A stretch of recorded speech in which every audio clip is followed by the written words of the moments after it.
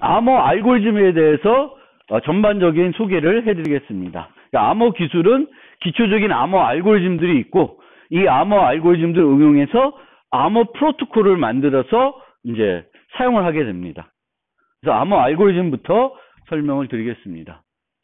암호 알고리즘은 두 가지 의미를 가질 수가 있습니다. 좁은 의미가 있고 넓은 의미의 암호 알고리즘이 있는데, 예전에 오래전부터 암호 알고리즘 하면 존재했던 알고리즘은 비밀성을 보장하기 위한 알고리즘밖에는 없었어요. 옛날 고대 로마 시대 그 이전에도 어떤 형태이든지 군사적으로 비밀스럽게 메시지를 교환하기 위한 어떤 아주 약한 개념의 암호 알고리즘들이 사용되고 왔었습니다. 근데 오늘날에는 그런 비밀성을 보존하기 위한 것뿐만 아니라 무결성을 제공하기 위한 거, 인증을 제공하기 위한 다양한 알고리즘들이 만들어져서 사용이 되고 있습니다. 그래서 이렇게 암호 기술로서 사용이 되는 모든 알고리즘을 지금은 통틀어서 그냥 암호 알고리즘이라고 하는데, 어떨 때 그냥 암호 알고리즘 하면은 비밀성을 제공할 때 사용되는 예전의 의미를 말할 때도 있어요. 그래서 우리는 어떤 책을 읽거나 읽을 때 여기서 말하는 암호 알고리즘은 좁은 의미에서의 암호 알고리즘인지 큰 의미에서 암호 알고리즘인지를 조금 구분해서 볼 필요가 있고요. 먼저 우리도 좁은 의미에서 비밀성을 보장하기 위해서 사용이 되는 그 알고리즘에 대해서 먼저 살펴보겠습니다. 그래서 현대 암호 함수, 복호 함수, 아까 봤죠? 평문을 암호문으로 바꾸고 다시 암호문을 평문으로 바꾸는 그 과정입니다. 암호화하고, 그 암호화하는 이유는 비밀성을 보장하기 위한 것이에요. 그래서 현대 알고리즘들은, 이 함수들은 모두 키를 사용합니다. 그러면 입력을 우리가 그 함수는 입력을 두 개를 받아야 되겠죠? 키를 받고 메시지를 받고, 메시지와 키를 받아서 얘를 조작을 하게 되겠고요. 다시 조작된 것과 또 다른 키를 받아서 그것을 복호화, 평문으로 되돌리게 됩니다. 그래서 우리가 인크립션, 암호할 때 E라는 표현을 쓰고 디크립션 할 때 D 이렇게 해가지고 EKM 하면 메시지 M을 키로 암호화해서 결과가 C를 얻은 것이고, C를 다시 똑같은 키로 복호화해서 M을 얻은 그런 경우를 약간의 수학적인 표현을 써서 나타낸 형태가 되겠고요. 프로토콜을 기술할 때는 이런 식으로 쓰기도 해요. curly brace로 m.k, 그러면 k를 이용해서 m을 암호화한 암호문이 되겠습니다. 그래서 이런 암호 기술에 사용되는 키를 암호키라고 우리가 보통 부르다게 얘기를 하고요. 이 알고리즘은 당연히 완전성, 이게 안 되면 암호 알고리즘이 아니라는 거죠. 이게 최소한 먼저 만족이 돼야 돼요. 그래서 암호화된 것을 다시 복호하면은 원래 평문이 나와야 되겠죠. 암호했다가 복호를 했는데 원래 평문이 안 나와. 그럼 쓸모없는 함수예요. 그거는 우리가 암호할 때 쓰는 게 아니고, 암호할 때 쓰면은 복호한 다음에 다시 암호한 다음에 다시 복호하면은 원래 m이 나와야 됩니다. 이건 당연한 거예요. 그런데 이 완전성 말고 암호 알고리즘 되려면은 안전해야 되겠죠. 즉, 키를 모르는 사람은 C로부터 뭘 못 구해야 돼? M도 못 구해야 되겠고, 뭐도 못 구해야 돼요. K도 못 구해야 돼요. C는 인터넷상에 돌아다닐 수 있어요. 우리 암호에서 주니까 C를. 그러면 K를 가진 사람은 그걸 풀 수 있죠. 그렇지만 C만 본 사람은 K도 구해낼 수 없어야 되겠고, M도 구해낼 수 없어야 돼요. 그러니까 완전성뿐만 아니라 암호 알고리즘들은 안전해야 되는 거죠. 안전해야 돼요. 그리고 이것이 이제 되려면 약간의 아주 기초적인 수학을 많이 설명 안 한다 그랬는데, 그래도 기초적인 거니까 말씀을 드리면은 암호함수와 복호함수는 서로 역함수 관계가 있어야 돼요. 플러스 3 하면 3이 암호하는 거면 복호함수는 뭐가 되겠어요? 마이너스 3 하는 거죠. 그래서 암호와 복호함수는 역함수 관계가 성립이 돼야 되겠고요. 옛날 수학을 생각해 보면은 암호와 복호함수 서로 역함수 관계가 되니까, 암호함수는 무슨 함수여야지 역함수가 존재해요? 전단사 함수여야지 존재를 합니다. 그러니까 여기서 보면 이거는 함수가 아니에요. 어떤 정의역이 있는데 이 중에 얘에 대해서는 정의가 안 돼 있어. 그럼 그거는 함수가 아니야. 그러니까 함수는 정의역에 대해서는 다 정의가 되어 있어야 돼요. 1부터 100까지 받는 함수다. 그럼 1부터 100까지의 정수에 대해서는 다 어떤 결과값이 있어야 함수라 그래요. 1부터 100인데 50 이상은 계산이 안 돼. 그럼 그거는 함수가 아니에요. 근데 함수는 크게 전사함수, 담사함수 이렇게 우리가 구분해서 볼 수도 있는데 전사함수는 이 치역 이쪽에 있는 모든 애들이 어떤 대응되는 값을 갖고 있는 경우를 전사함수라고 그래요. 전체적으로 매픽이 됐다. 그래서 전사함수. 그렇지만 이 경우에는 얘가 두 개가 똑같은 것으로 지금 매픽이 되고 있죠. 전사함수예요. 단사함수는 얘와 매핑이 되는 게 얘로 치역에 대응되는 정의역이 몇 개? 하나만 있는 경우를 단사함수라고 그래요. 이 경우에는 치역 이쪽에는 대응이 되지 않는 게 있어도 함수예요. 상관없어요.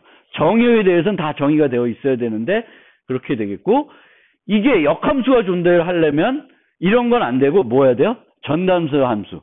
이걸 우리가 1대1 함수라고 그러나 전단수 함수여야 돼요. 전사함수이자 단사함수 있어야지 거꾸로 갈 수가 있어요. 얘는 거꾸로 가려면 일로 가야 될지 일로 가야 될지 모르니까 역함수가 모호하죠. 그렇죠? 일로 가야 돼, 절로 가야 돼. 역함수가 명확하려면 하나씩 다 돼야 되고 정역과 치역의 크기가 어떻게 돼야 되겠어요? 동일해야 되겠지. 그래야 역함수를 우리가 만들 수가 있습니다. 그래서 보통 암호 알고리즘은 64비트 입력을 받아서 64비트를 출력해줘요. 128비트 입력을 받아서 128비트를 출력해주는 겁니다. 매핑. 자, 현대 암호 알고리즘은 안전성은 키에 의존해야 된다고 이 사람이 1883년도 아주 오래전에 제시했습니다. 2차 세계, 1차 세계 전부터 암호 알고리즘은 이래야 된다라고 얘기했는데 실제적으로도 2차 세계대전까지만 하더라도 키에 의존하지 않고 뭐에 의존했어요? 알고리즘의 비밀성에 의존했어요. 이 영화 혹시 본 사람? U571인가? 뭐 이런 영화들이 좀 있어요. 2차 세계대전에서 그 독일 군들이 썼던 엔igma라고 하는 그 암호를 가로채려는 기계를 가로채려는지 뭐 튜링 같은 애들은 이제 뭐 그거를 해독하는 수학적으로 공부를 한다든가 뭐 그런 영화들이 있는데 거기에 마찬가지예요. 근데 얘네들은 이 엔igma라고 하는 기계들은 다 똑같은 거예요. 이 사람이 쓰는 거나 저 사람이 쓰는 거나 모든 독일군은 똑같은 걸 썼어요. 그래서 하나의 그 엔igma 그거를 깨면 모든 거를 알 수가 있죠. 비밀 통신문을. 그래서 이거에 이 엔igma를 잘 찾아냈기 때문에 뭐 여러 가지 승리하는데 되게 주요했다. 뭐 이런 얘기도 있어요. 영화 한번 심심하면 한번 보시고요. 그래서 그런 비밀성, 알고리즘의 비밀성에 의존한 알고리즘을 우리가 뭐라 그러냐면 제한적 알고리즘이라 그래요. 그래서 오늘날에는 제한적 알고리즘을 안 씁니다. 모든 알고리즘들은 다 공개가 돼 있어요. 알고리즘 어떻게 돌아간다는 건 누구든지 알 수 있도록 합니다. 뭐만 모르면 못해요? 키만. 왜 그렇게 하냐? 공유를 해야 되는데 제한적 알고리즘은 A랑 B랑 쓰는 거랑 A랑 C랑 쓰는 거랑 만약에 제한적 알고리즘 쓰면은 A가 B랑 쓴 어떤 알고리즘하고 A와 C가 쓰는 알고리즘이 달라야지만 B는 C와 통신하는 걸 못 볼 수 있고 C는 B와 통신하는 걸 볼 수 없게 됩니다. 그런데 이 키 의존 알고리즘에서는 같은 알고리즘 쓸 수 있어요. A와 B 간에도 A와 C 간에도 같은 알고리즘 쓸 수 있어요. 뭐만 다를까? A와 B 간에 쓰는 키와 A와 C 간에 쓰는 키만 다르면 돼요. 그러니까 우리가 인터넷 뱅킹을 하는데 우리 모두 똑같은 RSA 알고리즘 써요. 근데 제가 쓰는 키와 여러분이 쓰는 키들이 다 다르겠죠. 그렇게 하는 거예요. 뭐 수만 명이 있는데 모든 사용자마다 알고리즘 하나씩 만들겠다. 그럼 미친 짓이지. 못해요. 그렇게는 못합니다. 그리고 보통은 요즘은 다 이제 디지털 컴퓨터에서 돌아갈 테니까 뭐가 또 가능하냐면은 알고리즘을 비밀성을 하더라도 어딘가에 하드웨어적으로 구현이 됐을 거고 소프트웨어로 구현될 수 있을 것이고 그럼 기계어로 우리가 확보할 수가 있고 그럼 뭐가 가능해요? 역공학이 가능한 거죠. 리버스 엔지니어링 통해 가지고 또 알고리즘을 대략적으로 파악할 수 있습니다. 그러니까 오늘날에는 알고리즘 자체를 비밀성으로 하는 것도 그 자체가 어려워요. 왜 디지털로 우리가 하는 거니까. 옛날에는 이런 기계를 뭐 이렇게 골방에 이렇게 숨겨놓고 일부 사람만 출입해서 거기서 해독하고 그러겠지만 지금은 이제 그렇게 해서는 뭔가 일반적인 서비스를 할 수가 없겠죠. 그래서 오늘날의 모든 알고리즘들은 키에 의존하는 알고리즘이고 그 알고리즘 자체는 다 공개가 되어 있습니다. 어떤 방식으로 암호화하는지가 다 공개가 되어 있어요. 이렇게 공개가 되어 있으면 허점을 발견하기가 쉬울 수 있는데 이거는 장점으로도 되고 단점으로도 돼요. 장점은 좋은 사람의 허점 발견하면 보완이 될 것이고요. 나쁜 사람의 허점을 발견하면 이제 문제가 좀 되겠죠. 근데 그게 돌고 도니까 그렇습니다. 그리고 이런 사용되는 키는 모든 키는 그냥 통틀어서 암호키라고 그러고 암호화 과정에 쓰는 키는 암호화키, 복호화 과정에 쓰는 키는 복호화키예요. 그런데 비밀성을 보장하는 알고리즘은 뒤에 설명드렸지만 두 종류가 있어요. 하나는 암호할 때 사용하는 키와 복호할 때 사용하는 키가 같은 알고리즘이에요. 걔를 대칭 알고리즘이라고 그래요. 대칭 알고리즘에 쓰는 키는 그냥 비밀키라 그래요. 비밀키. 그런데 암호할 때 사용하는 키와 복호할 때 사용하는 키가 다른 경우가 있어요. 그거를 우리가 공개키 암호 알고리즘이라고 그러고 공개키 암호 알고리즘에서는 한 사용자가 두 개의 키를 가지게 됩니다.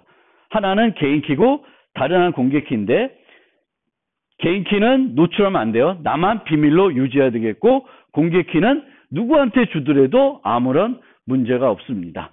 그리고 세션키라고 하는 것은 비밀키의 한 종류인데 한 번만 쓰고 버리는 키예요.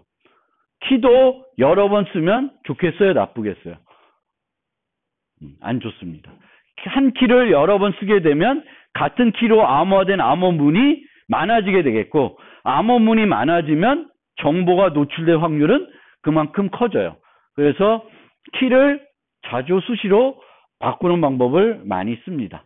키가 무지 많으니까 무궁무진하니까 그렇습니다. 그래서 사용 기간 또는 횟수에 의해서는 세션 키, 일회용 키 또는 장기간 키, 다중사용 키라는 용어를 쓰게 됩니다.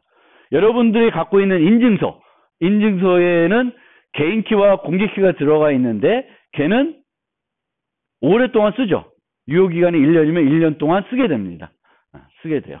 근데 여러분들이 웹사이트에서 웹 브라우저에서 구글에 접속을 했다.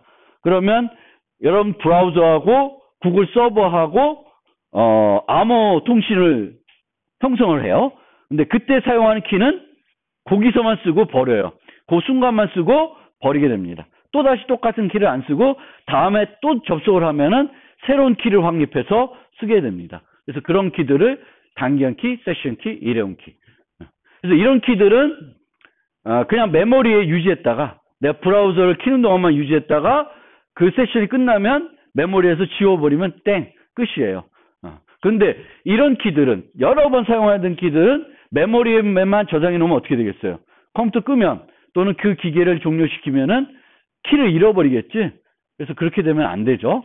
그래서 우리가 이제 여러 번 사용하는 키는 비휘발성 메모리에 유지해야 된다고 그래요. 그래서 보통 인증서들은 요즘은 어디다 유지해요, 여러분들? 처음에는 그냥 하드디스크에 많이 유지했는데 USB에 많이 유지하다가 요즘 USB에도 유지 안 하고 그냥 핸드폰에 많이 유지합니다. 핸드폰에 많이 유지해요. 어쨌든 들고 다녀야 되고 그것을 한 PC에서만 쓰는 것이 아니라 여러 PC에 이제 써야 되겠고 내가 특정 PC에 설치해 놓으면 그 PC가 해킹 당하면 또 노출될 수 있으니까 USB나 이제 핸드폰에다가 유지하게 됩니다. 그래서 여러 번 사용하는 키는 또 중요한 게 뭐냐면 키 관리를 어떻게 하냐. 키 관리. 키 관리를 어떻게 할까? 여러분 인증서에서 인증서 그 인터넷 뱅킹 할 때 인증서를 사용해요. 그 인증서는 두 개의 키로 되어 있어요. 개인 키, 공개 키. 그러면 여러분들 USB나 핸드폰에 키가 두 개 저장되어 있어요. 근데 공개 키는 비밀로 유지할 필요가 없는 키예요. 그래서 걔는 좀 나중에 설명드리고, 개인 키는 노출되면 안 돼. 비밀로 유지돼야 돼. 그럼 그 개인 키는 어떻게 보호할까? 어떤 상태로? 그냥 암호하지 않은 상태로 그냥 저장해 놓을까요? 암호화를 하죠. 근데 그 암호화를 어떤 기반으로 암호할까요? 뭘 이용해서 암호화를 할까요? 여러분들 인증서 쓸 때 뭘 쳐야 되죠? 비밀번호 쳐야 되죠. 그 비밀번호 치면 뭘 하는 거예요? 그 비밀번호 치면 그 비밀번호를 가지고 키를 만들어요. 그리고 그 키로 뭘 하냐면 저장되어 있는 개인 키를 획득하는 거예요. 그럼 여러분들이 아주 쉬운 패스워드 썼다. 그리고 내가 여러분이 갖고 있는 USB를 우연히 얻었어요. 그럼 내가 여러 번 그 키를 암호하는 암호 방식을 알고 있거든요. 알 수 있거든요. 인터넷 뱅킹에서 개인 키를 암호하는 방법은 다 공개되어 있어요. 뭘 몰라? 여러분들이 쓴 비밀번호 몰라요. 그럼 상당히 약한 거죠. 비밀번호만 알면 되니까. 비밀번호 알면 비밀번호 여러 번 시도하다 보면 딱 풀릴 수가 있어요. 그래서 그런 비밀번호는 되게 어려운 비밀번호를 쓰셔야 돼요. 요즘은 또 그놈의 비밀번호 때문에 짜증나요. 막 사이트마다 제한이 막 다르니까 어떤 사이트는 12자 이상 뭐 몇 자 이상 이러니까 이제 사이트마다 여기 몇 자 이상이었지? 기억이 안 나요. 그냥 옛날처럼 그냥 노출되면 어때 하는데, 지금은 몇 자 이상인지 몰라가지고 자꾸 까먹어요. 그래서 보통 그냥 한 8자 정도로 내가 썼는데 어떤 사이트에 쳐도 맨날 안 들어가. 그럼 나중에 생각해보면 이 사이트는 12자리까지 돼야 되는구나. 그럼 내가 뭘 또 중간에 더 넣었지, 이런 생각을 하더라고요. 그래서 그게 되게 머리 아프습니다. 하여튼 그렇습니다. 알고리즘은 일반적인 이 암호 알고리즘뿐만 아니라 모든 알고리즘은 크게 결정적인 알고리즘, 확률적인 알고리즘으로 구분이 돼요. 알고리즘 시간에 배웠어요? 결정적 알고리즘, 확률적 알고리즘. 결정적 알고리즘은 입력이 같으면 뭐가 같아요? 출력이 같아요. 입력이 안 변하면 항상 출력은 같아요. 그거는 결정적인 알고리즘이에요. 확률적인 알고리즘은 입력이 같더라도 출력이 매번 달라질 수가 있습니다. 그럼 그 알고리즘 안에서 동전 던지기 한다고 우리가 그렇게 쉽게 얘기를 해요. 그 안에서 뭔가 랜덤한 값을 생성해서 사용을 하는 거죠. 그래서 결과가 다를 수 있습니다. 그래서 확률적 동의 입력이 주어져서 계산할 때마다 다른 결과가 나오는데, 암호화 알고리즘은 확률적 알고리즘이 돼야지 좋아요. 확률적 알고리즘. 왜냐?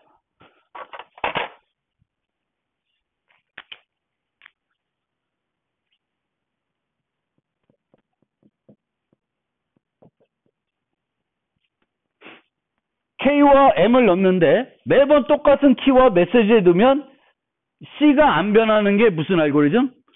결정적이죠. 그러면 이게 계속 되다 보면 어떤 C에 대해서 내가 이게 M을 암호해서 만들어진 값이라는 걸 우연히 알게 됐어요. 그러면 다음에 또 C를 보면 이 C는 키를 몰라도 뭔지 알 수 있어요. 얘는 M을 암호한 거구나 알 수 있습니다. 근데 확률적인 알고리즘은 매번 똑같은 K와 M을 넣더라도 그때마다 뭐가 나올지 몰라요. 어떤 C가 나올지. 그러면 나중에 또 어떤 C를 보더라도 그냥 이 C는 M이겠지, 뭐 M 아니겠지라고 예측할 수가 없게 됩니다. 그래서 암호 알고리즘은 확률 알고리즘이 돼야지 보다 더 안전하다. 그렇지만 C가 있을 때 K를 넣으면 이건 반드시 뭐가 나와야 돼요? M이 나와야 되는 거예요. 그러니까 이 복호화는 무조건 결정적이에요. 걔는 확률적이 될 수가 없어요. 이렇게 암호할 때는 저런 암호문이 나오고, 평문이 나오고, 요번에 암호할 때 또 다른 게 나오고, 그러면 안 되잖아요. 그래서 암호화 할 때는 확률적 알고리즘이 좋고, 복호 알고리즘은 무조건 결정적 알고리즘입니다. 그리고 결정적인 알고리즘도 랜덤 요소 추가해서 확률적으로 바꿀 수 있는데 되게 쉽게 생각하면 안 돼요. 그게 또 여러 가지로 따져줄 게 많기 때문에 여러분이 간단히 랜덤 값 넣으면 되겠지 하는데 그렇지 않을 수도 있습니다. 그러니까 암호화 세계는 되게 묘한 게 많아서 여러 가지로 따져봐야 됩니다. 하여튼 근데 기본적으로 확률적 암호 알고리즘이 뭐고 결정적 암호 알고리즘이 뭔지 알겠죠? 이거는 이제 암호 알고리즘에만 해당되는 게 아니라 여러분들 쓰는 모든 알고리즘이 특정 알고리즘이 결정적인지 확률적인지 봐야 돼요. 그래서 확률적 알고리즘은 똑같은 여기서 저기까지의 짧은 패스 구해라 할 때 어떨 때는 이걸 주고 어떨 때는 다른 걸 줄 수가 있어요. 확률적 알고리즘들은. 그래서 그렇고요. 그러니까 암호 알고리즘이 결정적인지 또는 확률적인지에 따라서 분류할 수도 있고, 두 번째로는 대칭이냐 비대칭이냐 또는 비대칭 대신에 공개키라는 용어를 많이 쓰는데 공개키냐 이렇게 두 가지로 구분해서 볼 수가 있습니다. 그래서 대칭은 그 사용할 때 암호할 때 사용한 키와 복호할 때 사용한 키가 같은 경우를 대칭이라고 그러고요. 암호할 때 사용한 키와 복호할 때 사용한 키가 다르면 비대칭. 그리고 더 많이 쓰는 용어는 공개키 암호 알고리즘이라고 그럽니다. 얘는 뒤에 설명드리겠지만 원격에 있는 두 사용자가 메시지를 대칭 암호 알고리즘 가지고 교환하려고 그래요. 그럼 뭐가 필요해? 서로 뭘 갖고 있어야 돼? 똑같은 키를 갖고 있어야 돼요. 똑같은 키가 갖고 있으면 그 다음엔 알고리즘 이용해가지고 메시지를 암호해서 서로 주고받을 수 있습니다. 그러면 문제는 암호하는 방법은 알고리즘이 있으니까 하면 되겠죠. 그렇죠? 키는 만들면 돼. 문제는 원격에 있는 미국에 있는 친구랑 나랑 어떻게 똑같은 키를 가질 것인가. 그게 어려운 문제예요. 어려운 문제라기보다는 그것을 먼저 해결해야 돼요. 그러니까 여러분들이 브라우저와 그리고 구글 서버랑 어떻게 똑같은 키를 확립하는지 그게 이제 궁금한 점이 될 거고 그것이 해결이 됐다. 해결이 되면 이제 브라우저와 서버와 똑같은 키를 갖고 여러분들이 주고받는 메시지들을 암호할 수 있습니다. 여러분들이 보내는 계정명, 패스워드 암호해서 보내줄 수 있고 저쪽에서는 문서를 암호해서 나한테 페이지를 암호해서 줄 수가 있죠.